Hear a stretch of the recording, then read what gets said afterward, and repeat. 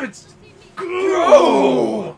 Welcome back, everyone. As you can see, I've changed my sword to the iconic Buster Sword because it has linked materia slots, and we're gonna fight Shiva at some point. So sure as hell, I'm gonna have that. Join me again is my lovely co-host Mike. And how long has it been? Like a couple weeks since we last did this? Probably. Big things have happened in the world. When's the last time you were at D&D? Was it? I think so. I had to stop and think that for a second too. I'm like, wait, was it? So when I have Nero, is this kind of how it is? It's just a sword and there's like random flames coming out of it, or is it just like? Usually I have it that when you have it, it's the sword itself is on fire. But okay. That works too. This fucker just grew out of the ground. Still keeping the pop in. Spells. Fire rod? No. Abilities. Assist. There we go. I got your number. I might have actually already done these things. I don't know. Come on. Now I'll screw you and your projectiles. I was gonna say you're gonna get ramshackled by the bug monster around the corner here. Shut up! That didn't happen. There's no video evidence of that. There's no repeat this time. See what happens? We're not prepared. Don't come at me, fat man. Oh wait, no, we don't want to go up there just yet. That's the surprise. That's the surprise. As I say it. Surprise. Yo, bad biscuits make the baker go broke, bro. You damn right they do. You know, just hold this button until he decides to pull it down. It seems like a weird game design. I'm just gonna say it. All like here. Oh, sorry, Aerith. Here, I can understand having to push because he's got to prep himself to get in position to push it. Before, he just had his hand on a lever and was like, "How do I lever?" I want to point this out here. Even if that's empty, he's still pushing that on dirt with no wheels. Yeah. He's got to be fucking jacked. But look at those noodle arms. Yeah. You know, that's one trope in anime I never got, but I do like, is you have the noodle arm guys who apparently can do, Bruce Lee's 1-inch punch, and it's strong enough to, destroy whole buildings. Exactly, and you're walls like, and shit, and wait, like, no, that's wow. yeah, exactly. You don't have the muscle mass for this. Like I can understand things like say like One Punch Man, where it's like, oh, they're yeah, he had but his build was, what was it? He had a runner's build because of his exercising, and that explained why he had those muscles. Yeah, but whenever they show him, he's at least toned and fit and jacked. I still love that when he went in for the heroes thing, and he just basically destroyed all of their records and had everyone like, oh shit. Well, clearly he cheated. What? No, it's King. Yeah. Every time something dies that's epic, yes. It's King. Because the funny thing about it is, and I wish he would have thought this through beforehand, but he didn't. Every time he did a situation, King was there, and King was the only one that was there after Saitama did it. I always love that. I'm like, yeah! Isn't the joke, what is it, is it the King engine or something when you can hear his heartbeat? Yeah, because he's so scared, his heart starts beating out of his chest and you can hear it. And everyone's like, oh my god, the King engine's rumbling. You're about to get a pummeling, my friend. And then he's always like, King engine, what's the... He always has a calm and cool look on it, but they always fade to back to what he's thinking. And he's always about to shit his pants in fear. And that's why King is my favorite character. Because he's just a normal guy. Isn't he what, he's ranked number 7 or something? He's, I think he's 4 or 5. Well, yeah, I mean, technically, because he's taking Saitama's credit, so... Yeah, because it's Bang, then Tatsumaki, and then... Or not Bang. No, it's... Boom. No. Blaze. Blaze, Tatsumaki, Bang, and then I think he's number 4. Really? Or number 5. I know Genos is number 6, or is he number 7? Because I know Genos is pretty low. I think he was 17.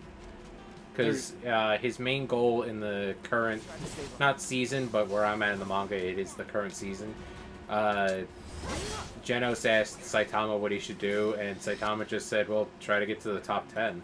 And he's like, oh, okay, well, I'll do that then. and that was his big thing. Because then his next thing is to get to the top 5.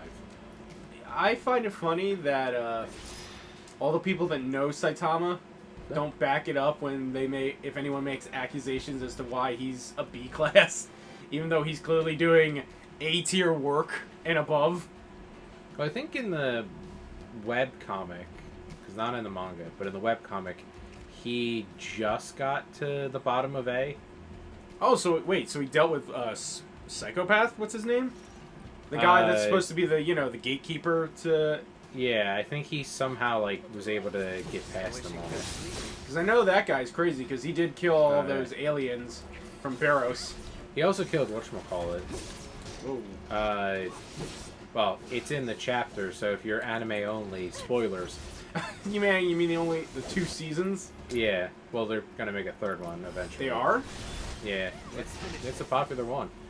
I didn't know that. I know Eden Zero's getting an anime remake or an anime adaptation. Denny told me about that. Yeah. Which I'm really looking forward to because I've been enjoying reading that. It's from the guy who does Fairy Tail, but I kind of find it a lot more entertaining than Fairy Tail just because I think the main character Shiki is an interesting character. He's the shonen trope. He's going on an adventure. He wants friends, but his power is gravity, and that kind of leads to some cool fights. Oh yeah, well, gravity's a cool ability to have. I think it's cooler than fire. But you were saying? I was saying, in it, you get to see how much more of a psychopath he is, because what is it? They sent people. Basically, the Monster Association kidnaps one of the executives' kids, and that's the whole point to the Monster Association arc. That's where the anime ended, right? Yeah, it just ended with Garu escaping to the Monster Association. And in the manga, they actually go further with that, where he basically... There we go. He's breaking his limiter, and he's becoming beyond a monster, basically. Isn't that the thing that that Saitama has? Yeah. Or Saitama's gone past his limiters? There's a theory in there. They haven't really confirmed it, but it's the only way, in the manga itself that they've explained it, which is that everybody has a set limit to what they can and cannot accomplish, and if you can break beyond that limitation, you can basically become even more powerful than you should be. And they said that, and this is one of the big jokes about it, if it's true, Saitama doing all of that, the 100 push-ups and the things like that joke becomes even more hilarious considering the fact that his limitation was 100 push-ups, 100 sit-ups, a 10-mile run every day. You're right, and he's basically the strongest thing in that world. Yeah. So that meant he had a very low limit. Yeah, he had an extraordinarily low limit. He broke through it, and now he's a god. So wait, does that mean technically anyone could get to that level like Saitama? Yeah. And it just comes down to how much your limit, where your limit is. And that's why they say they think Blaze is supposed to be so strong, because they think that he had his limit broken, and now he's the number one. He just doesn't care about being a hero because of it. Yeah, because that's the whole. Isn't the whole point of One Punch Man is what happens when you actually reach that level? Yeah, it's the trade-off. What if you were Superman? What would the world be like if you had all the power in the world and you didn't have to really work for it? Well, it'd be fucking boring. Yeah. And Saitama, what is it? He can't fight anything that doesn't last more than one punch. Yeah, he kills everything in a single punch, so what's the, what's the point for him? What's the challenge? And that's why, one of the big things is he's also trying to reconnect to his emotions, because he's so numb and dead to the world because of the fact that, everything is challengeless. God, I wish I was that pendant. But I mean... Who doesn't? But I mean, to be fair, he's got more emotion. I mean, I guess he's cut off to his emotions, but he doesn't negate what a true hero is. He does all the things he does because it's the right thing to do. He still has some of his emotions. It's just he doesn't have the passion behind those emotions. Well, yeah, he's already reached what he wanted. Yeah.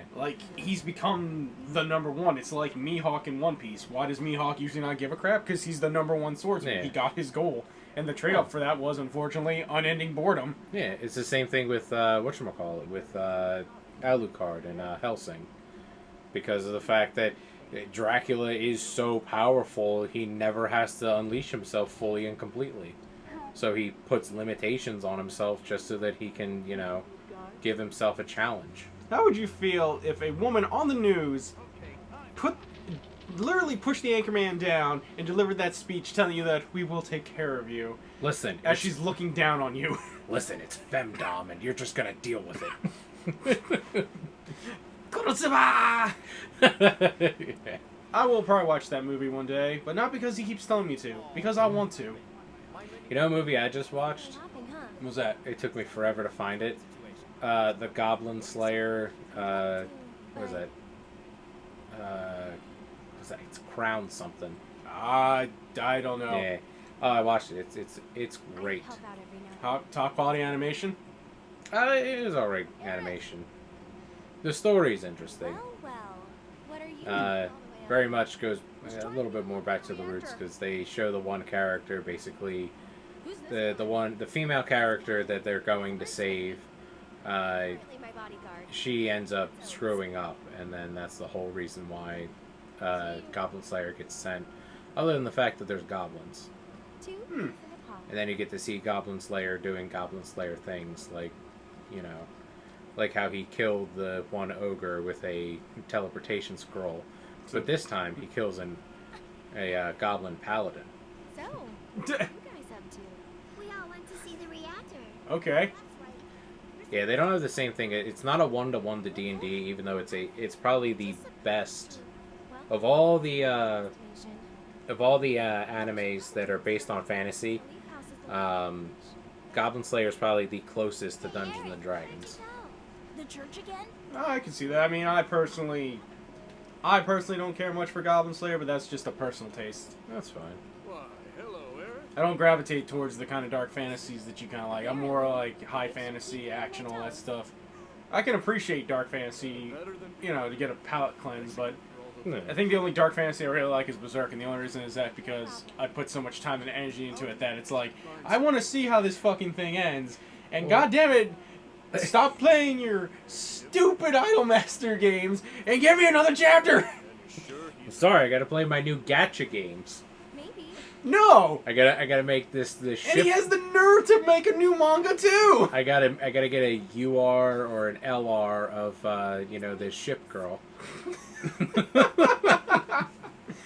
But isn't that crazy? Oh, Yeah. you're just kicking that stool like no one cares? That was somebody's stool, yo!